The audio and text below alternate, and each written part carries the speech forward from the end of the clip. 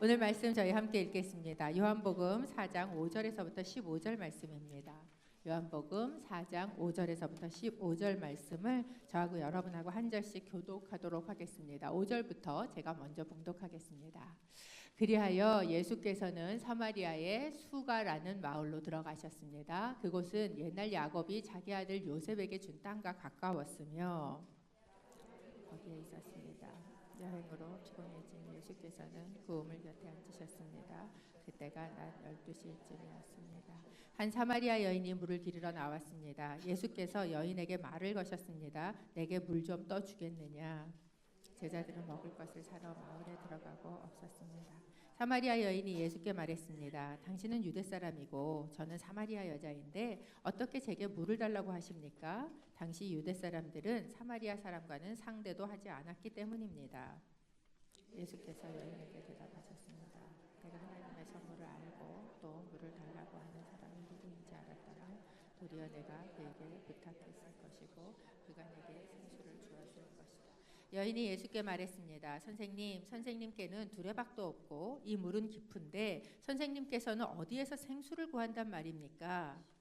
선생님이 우리 조상 야곱보다 더 크신 분이십니까? 야곱은 우리에게 이 우물을 주었고 그와 그의 아들들과 가축들도 다 여기에서 물을 마시지 않았습니까? 예수께서 대답하셨습니다. 이 물을 마시는 사람마다 다시 목마를 것이다. 그러나 내가 주는 물을 마시는 사람은 영원히 목마르지 않을 것이다. 내가 주는 물은 영생에 이르게 하는 샘물이 될. 15절 함께 읽습니다. 여인이 예수께 대답했습니다. 선생님, 제게 그 물을 주십시오. 제가 목마르지도 않고 다시는 물 기르러 여기까지 나오지 않게 해 주십시오. 아멘. 예수를 만난 여인들이라는 성경 속의 여인들, 저희 지난주엔 또 실제로 예수를 만난 선교사님을 통해서 말씀을 나눴는데요. 오늘 목사님 오신 목사님은 저 위에 산타모니카 온누리교회에서 사역하고 계시는 정장철 목사님이십니다. 제가 아는 목사님은 가장 탁월한 찬양 인도자기도 하시지만 정말 마음이 따뜻한 목사님이십니다. 그래서 여러분도 따뜻하게 우리 목사님 나오셔서 설교해 주실 때 맞아주시면 감사하겠습니다.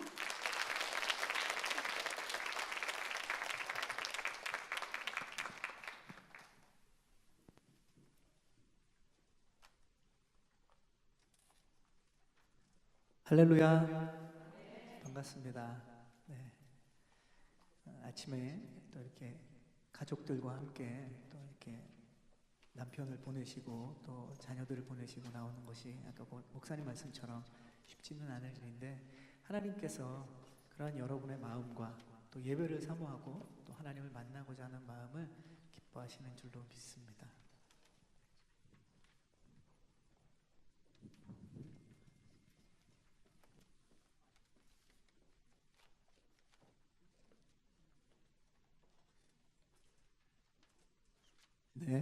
네. 이 마이크가 또 제 목소리가 좀 더 좋게 들리나요? 네. 우리 간사님 얼바인에 이렇게 가끔 뵐 때마다 여성 이 목요 오전 모임에 이렇게 남성으로서 열심히 섬겨주시는데 네, 감사를 드립니다. 이렇게 하나님을 향해서 여러분이 이렇게 주님 앞에 나올 때 하나님께서는 그러한 여러분의 마음을 보시는 것 같아요. 여러분이 얼마나 예배를 아름답게 드리고 잘 드리고 또 하나님 앞에 얼마나 잘 기도하고 또 하나님 앞에 얼마나 말씀을 많이 아는가. 사실 이런 것보다 하나님은 우리의 마음의 중심을 보시는 분이십니다. 내가 오늘 이 아침에 하나님의 말씀으로 체험을 받고 기도 안에서 하나님을 깊이 만나고 하나님이 어떤 분이신지를 깨닫고 그 하나님을 만나고 그 말씀대로 살려고 하는 여러분의 그러한 애쓰는 마음들 하나님께서 그것을 아름답게 받아주시는 줄로 믿습니다. 이 시간 우리 먼저 좀 믿음으로 좀 이렇게 선포하고 우리가 말씀을 보면 좋을 것 같아요. 하나님은 우리의 아버지가 되십니다. 예수님은 우리의 구원자가 되십니다. 성령님은 이 시간 우리와 함께 계십니다. 말씀으로 임하시는 그 주님을 우리가 이 시간 만나기를 원합니다. 이 여성 모임에 이렇게 오게 되잖아요. 그리고 또 이제 저희 교회도 여성 모임이 있는데 여성 모임을 할 때 이제 뭐 말씀을 준비하고 또 강의를 준비하면서 종종 이런 생각을 합니다.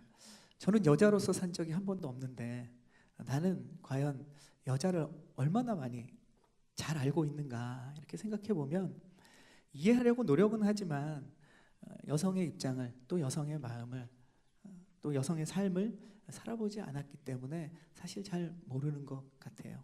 제가 아들을 대할 때도 아빠의 입장으로 아들을 대하게 됩니다. 그리고 사람들을 대할 때도 남자로서 사람들과 대하게 되죠. 이야기를 나눌 때도 보면 이 남자들이 나누는 이 대화의 주제와 여성들이 또 나누는 대화의 주제가 또 전혀 다릅니다. 그죠? 참 많이 다른 것 같아요. 그럼에도 불구하고 저희 집안에는 좀 누님들이 좀 계시고 어머니와 또 제가 막내이기 때문에 어머니와 많은 얘기를 하고 살아왔기 때문에 좀 여성들에 대해서 가정 안에서 조금 더 이해할 수 있는 시간들이 있었고 또 교회에서 사역하다 보면 여러분도 아시겠지만 남성분들보다 여성분들이 훨씬 많기 때문에 우리 권사님들이나 또 여자 집사님들 우리 또 자매님들과 함께 사역하게 되면서 믿음 안에서 여성들을 좀 이해할 수 있는 그런 기회가 좀 많았던 것 같아요. 보면 성경 안에 보면 많은 여성들의 이야기가 나옵니다. 하나님께서 여성들에게 참 관심이 많으시죠. 특별히 복음서에 보면 예수님께서 찾아가서 여인들을 만나주시는 장면들 또 여인들과 깊은 대화들을 나누시는 장면들이 너무 많이 나와요. 왜냐하면 그 당시에는 여성들이 참 힘든 삶을 살고 있었기 때문에 그렇습니다. 고통받고 외롭고 어렵고 아픔 가운데 있는 그 여성들을 주님께서는 찾아가셔서 그들을 위로하시고 회복해 주시고 그들 안에 하나님이 주시는 놀라운 치유와 역사들을 일으키시는 것을 우리가 복음서에서 보게 됩니다. 오늘 말씀에도 보면 주님께서 만나신 한 여인의 이야기가 나오죠. 이 여인은 목마른 여인입니다. 그죠? 이 목이 마르다라는 것은 일단 물이 부족하다는 이야기지 않습니까? 여러분도 들어보셨겠지만 우리 몸에 수분이 물이 몇 퍼센트 정도 되는 걸로 알고 계십니까? 70%. 네, 젊은 분들이십니다. 80%에서 50%까지라고도 합니다. 왜냐하면 어릴 때 자녀가 태어나면 어린아이들은 이 80% 정도 몸에 80%가 수분이라고 해요. 그리고 이제 자라고 이제 젊은이가 되면 한 70%, 그리고 이제 나이가 들면서 60%, 50%까지도 몸에 물의 퍼센테이지가 줄어드는 거죠. 만약 70kg 정도의 몸무게를 가지고 있는 사람이라면 50kg 정도는 몸 안에 물이 있는 거예요. 걸어 다니는 생수통이죠. 이 안에 물이 가득 차 있습니다. 여러분도 마찬가지죠. 사람이 물이 꼭 필요해요. 물이 없으면 어떻게 되느냐? 음식을 삼킬 수도 없다고 합니다. 그리고 소화할 수 있는 능력도 되지 않고, 그리고 또 물이 없으면 체온, 이게 땀이 배출이 안 되기 때문에 체온이 자꾸 올라간대요. 몸에 있어서 우리가 알게 모르게 이 물은 우리의 몸을 굉장히 균형을 이루어주고 우리를 살게 하는 아주 중요한 요소입니다. 자동차의 타이어에 반드시 공기가 필요한 것처럼 우리 몸에는 물이 반드시 필요하죠. 물이 부족하면 경보장치가 울립니다. 그게 뭐냐? 갈증이죠. 입술이 마르고 침이 바짝바짝 마릅니다. 지금 저처럼 그렇죠. 물이 부족한 것 같아요. 이러한 갈증이라는 장치가 있는데 영혼에도 목마름이 있지 않습니까? 영혼에도 그러한 영혼의 갈증에, 영혼의 목마름에 경보장치가 있는 거죠. 그게 뭐냐면 공허함입니다. 우리가 영혼이 말라가는지 모르다가 어느 순간 이 영혼이 말라가기 시작하면서 드디어 갈라지는 땅처럼 우리 영혼이 되기 시작할 때 우리 안에 공허함이 찾아와요. 외로움이 찾아옵니다. 쓸쓸함이 찾아옵니다. 그리고 마음이 허전해지고 괴로워하죠.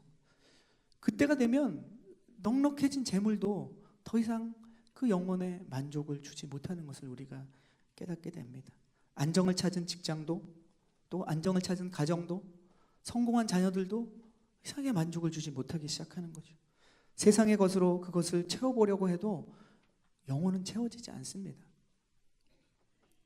세상을 보면 이 영혼의 목마름이 어디서 오는지 몰라요.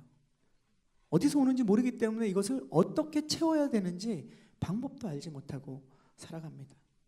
그런데 하나님께서는 성경 안에서 끊임없이 우리의 이 영혼의 목마름의 중요성을 이야기하시고 이것을 채울 수 있는 방법들을 끊임없이 말씀해 주시는데, 특별히 오늘 요한복음 이 4장의 말씀은 정말로 하나님께서 그 한 목마른 여인을 통해서 우리의 영혼이 어떻게 채워질 수 있고 우리 안에 진정한 만족은 어떻게 일어나는지에 대해서 오늘 말씀은 보여주고 있습니다. 예수님께서 찾아가서 만나주신 이 목마른 여인에 대해서, 근데 예수님께서 이 여인과 나눈 대화가 굉장히 길어요. 오늘 우리가 한 부분을 읽었지만 이 전체적인 내용을 보면 이 여인은 그냥 단지 목마른 것이 아니라 영과 혼과 육 전체가 다 목말랐던 여인입니다. 먼저는 이 육신의 목마름이 있었어요. 우리가 말씀 안에 이 여인을 잘 아는 것처럼 물을 뜨러 가야 되는데, 육신의 목마름 때문에 물을 길러 가야 되는데 사람들의 시선이 너무너무 힘들었던 거죠. 사람들을 피하고 싶은데 그러나 육신의 목마름은 어떻게 할 수가 없기 때문에 그것도 정오에 나가서 사람들이 제일 없는 틈을 타서 이 물을 떠야만 했습니다. 육신의 갈급함을 막을 수가 없었죠. 또 보면 이 여인은 정서적으로 이 혼의 목마름을 아주 가득하게 가지고 있었습니다. 그것은 남편에 대한 부분을 예수님과 이야기하는 장면에서 나오죠.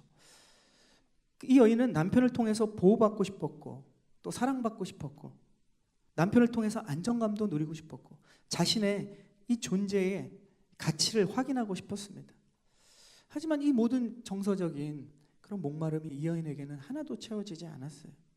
남편을 5번이나 바꿨고 그리고 지금 사는 6번째 남자도 진정 찾던 그 남편이 아니라고 고백하죠. 자신이 원했던 보호나 또 사랑이나 이러한 안정감을 누릴 수가 없었던 여인입니다.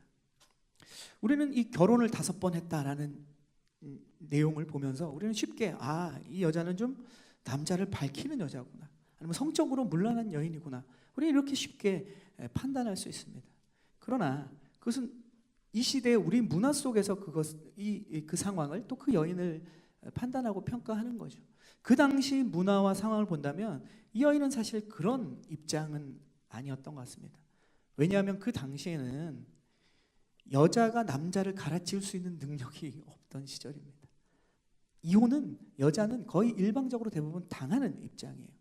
남자가 여자에게 이혼을 통보하는 그러한 시대였던 겁니다.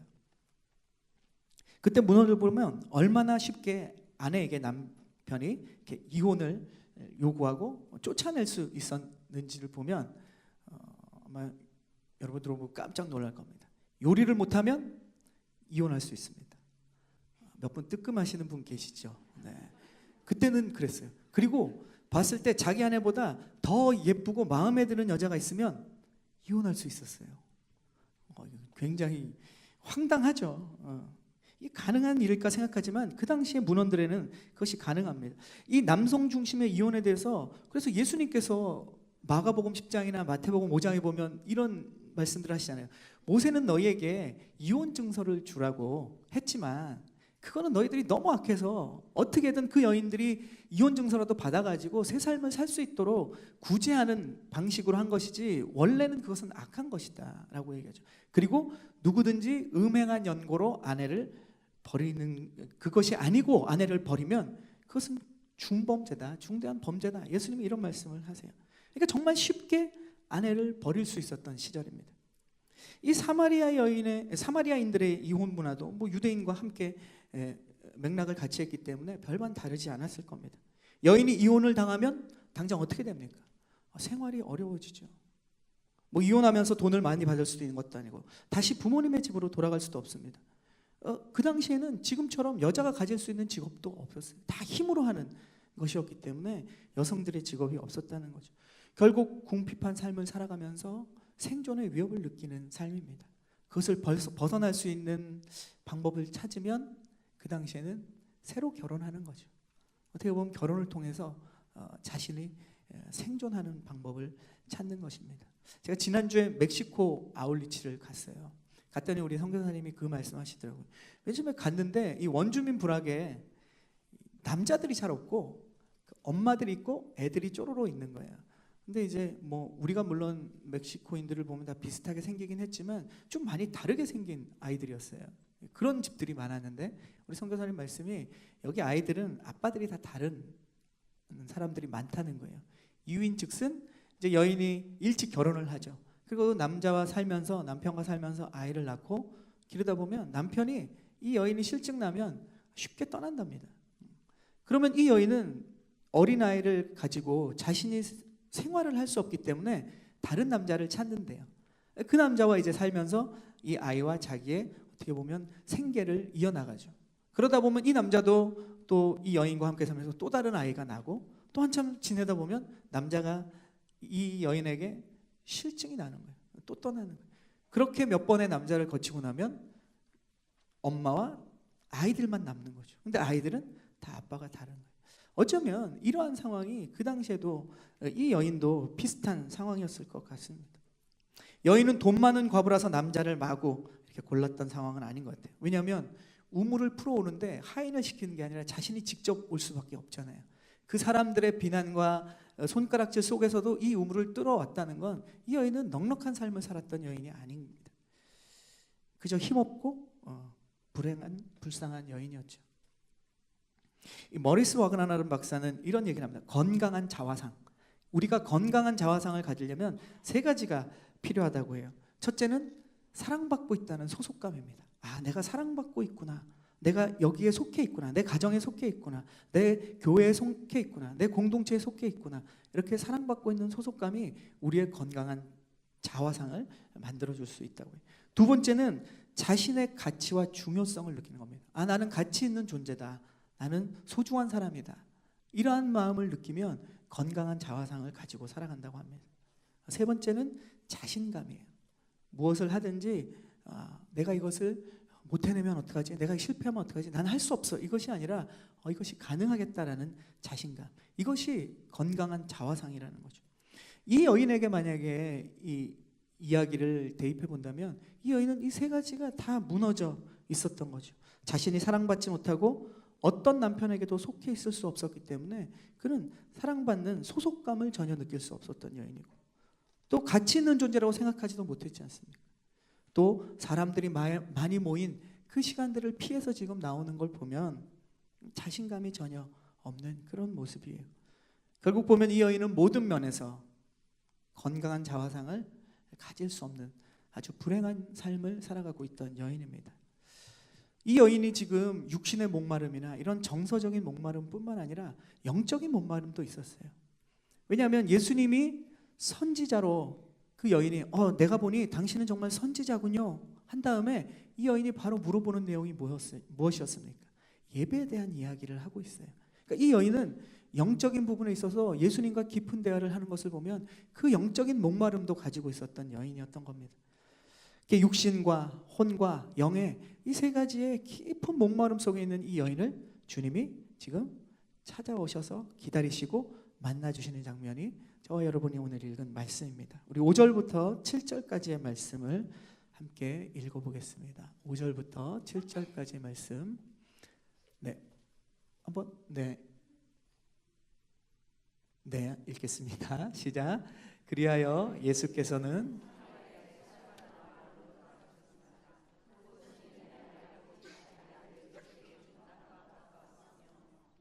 야곱의 우물이 거기 있었습니다. 여행으로 피곤해진 예수께서는 그 우물 곁에 앉으셨습니다. 그때가 낮 12시쯤이었습니다. 한 사마리아 여인이 물을 기르러 나왔습니다. 예수께서 여인에게 말을 거셨습니다. 내게 물을 좀 떠줄 수 있겠느냐. 자, 지금 예수님께서는 야곱의 우물에 앉으셨어요. 그리고 땡볕에서 지금 누군가를 기다리고 계셨는데 그 사람이 바로 이 목마른 여인이죠. 이 여인은 물을 길러 왔는데 예수님께서 지금 오히려 이 여인에게 물을 달라고 이야기하죠. 예수님께서도 지금 이 여인하고 똑같아요. 여인처럼 지치셨고 여인처럼 목마르셨습니다. 예수님은 이 목마른 여인과 똑같은 모습으로 이 여인에게 찾아오신 거죠. 예수님께서 저와 여러분을 찾아오실 때도 동일합니다. 우리와 같은 모습으로 찾아오시는 거예요. 죄인인 우리를 구원하기 위해서 인간의 모습으로 주님이 오셨지 않습니까? 그리고 우리가 인생에 지쳐 있을 때 주님은 우리에게 지친 모습으로 찾아오세요. 우리가 인생에 목마를 때 주님은 목마르신 모습으로 우리에게 찾아오십니다. 왜 그러시겠습니까? 이유는 단 하나예요. 우리를 깊이 아시고 우리를 체휼하시기 위해서 그렇습니다. 성경에 체휼이라는 말이 나와요. 체휼은 뭐냐면 상대방을 아는데 그냥 아는 것이 아니라 그 사람과 똑같은 경험을 하고 아는 거예요. 예수님이 우리를 체휼하셨다는 건 예수님도 우리처럼 똑같이 고통받고 똑같이 외로움을 겪고 똑같이 아픔을 겪으면서 우리를 아신다라는 거예요. 그래서 우리는 주님 앞에 기도할 때 주님, 내 상황이 어떤지 정말 주님은 모르실 거예요. 내가 얼마나 힘든지 주님 절대 모를 겁니다. 이런 기도를 해서는 안 됩니다. 왜냐? 주님은 다 겪으셨거든요. 그리고 주님은 그것을 겪으시고 저와 여러분에게 무엇을 말씀하시냐? 내가 너를 안다라는 거예요. 주님은 머리로 아시는 것이 아니라 우리의 그 모든 삶의 고통들을, 질고들을 다 겪으시고 내가 너를 알고 이해한다는 겁니다. 우리를 다 알고 계신다면 우리에게 가장 필요한 것이 무엇인지 주님이 제일 잘 아실 거 아닙니까? 지금 당장 나는 어떤 것이 필요한데 주님은 다른 것을 주실 때 왜 그걸 주시겠어요? 우리를 어렵게 하기 위해서? 우리를 혼란스럽게 하기 위해서? 아니죠. 우리보다 우리를 더 잘 아시는 주님께서 이것을 주신다면 지금 우리에게 주님 주시는 그것이 더 필요한 겁니다. 그것이 우리에게 축복이라는 것을 깨달아야 돼요. 그래야 우리는 주님 앞에 나아가기가 쉬워집니다. 기도하기도 쉬워지고 예배하기도 쉬워지고 말씀을 볼 때도 기대하고 소망 가운데 볼 수 있다는 거죠. 그러면 우리가 주님께 모든 걸 맡길 수 있어요. 말로만 아니라 생각으로만 아니라 정말로 기대하는 마음으로 우리가 정말로 진짜로 주님 앞에 맡길 수 있다는 거죠. 그리고 기대할 수 있습니다. 주님이 우리에게 주시는 풍성한 삶은 바로 그러한 삶이에요. 기대하는 삶입니다. 주님이 나보다 더 잘 아시고 나의 이 모든 아픔과 어려움들을 아시고 내가 지금 주님 앞에 나아갈 때 주님 나에게 가장 좋은 것으로 주시는 분이시다라는 것을 믿는 믿음으로 나아갈 때 이것은 정말로 이전과의 삶은 전혀 다른 정말로 기대하고 축복하는 풍성한 그러한 삶이 되는 거죠. 예수님께서는 지금 여인의 목마름을 아셨어요. 그리고 이 목마름에서 어떻게 벗어날 수 있는지도 아셨습니다. 먼저는 이 여인이 지금 자신이 지금 뜨고 있는 이 물동이 이 물이 이 여인에게 갈증을 해소할 수 없다라는 것, 목마름을 씻을 수 없다라는 것을 주님은 먼저 알려주십니다. 그리고 무엇이 여인의 목마름을 해결할 수 있는지를 오늘 말씀을 통해 이야기하십니다. 우리 13절 말씀과 14절 말씀을 우리 함께 한번 읽어보겠습니다. 13절, 14절 말씀에 주님께서 우리에게 말씀하십니다. 자, 읽어보겠습니다. 시작. 예수께서 대답하셨습니다.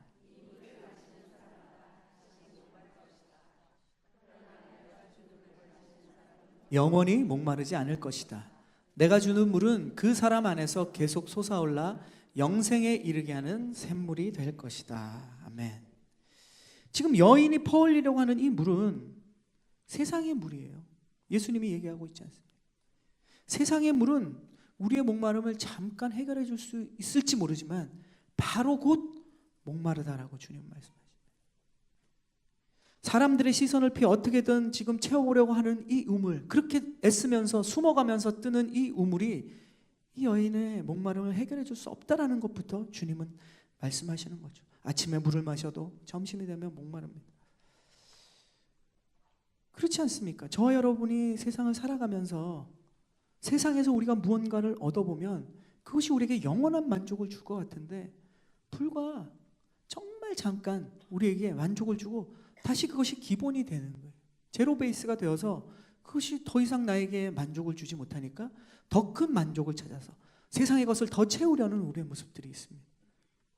세상에서 필요한 물질, 명예, 출세, 자녀의 성공들, 이러한 세상의 것들은 채워도 금방 목마릅니다.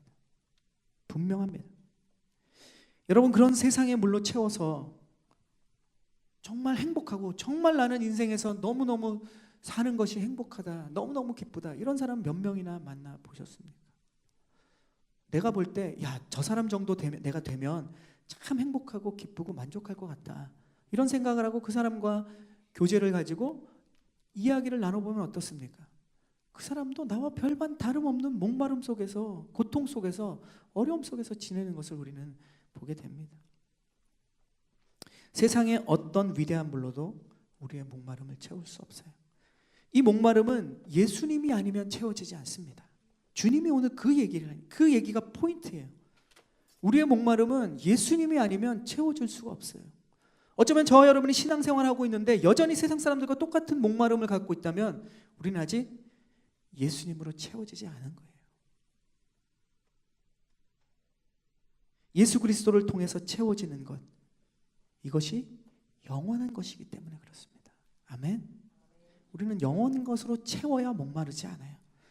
이것을 깨달아야 우리의 근본적인 문제의 해결의 실마리가 시작되는 겁니다.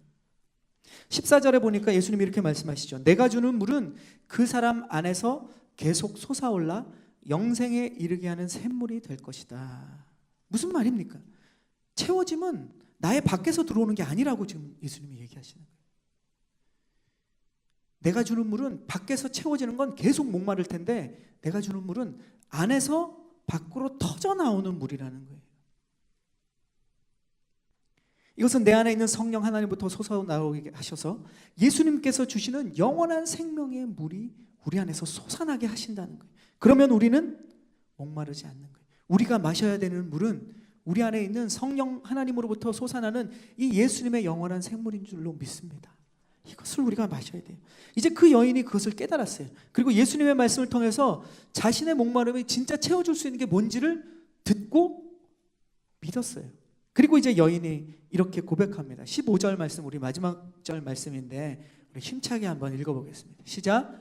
여인이 예수께 말했습니다. 선생님, 제게 그 물을 주십시오. 제가 목마르지도 않고 다시는 물 기르러 여기까지 나오지 않게 주십시오.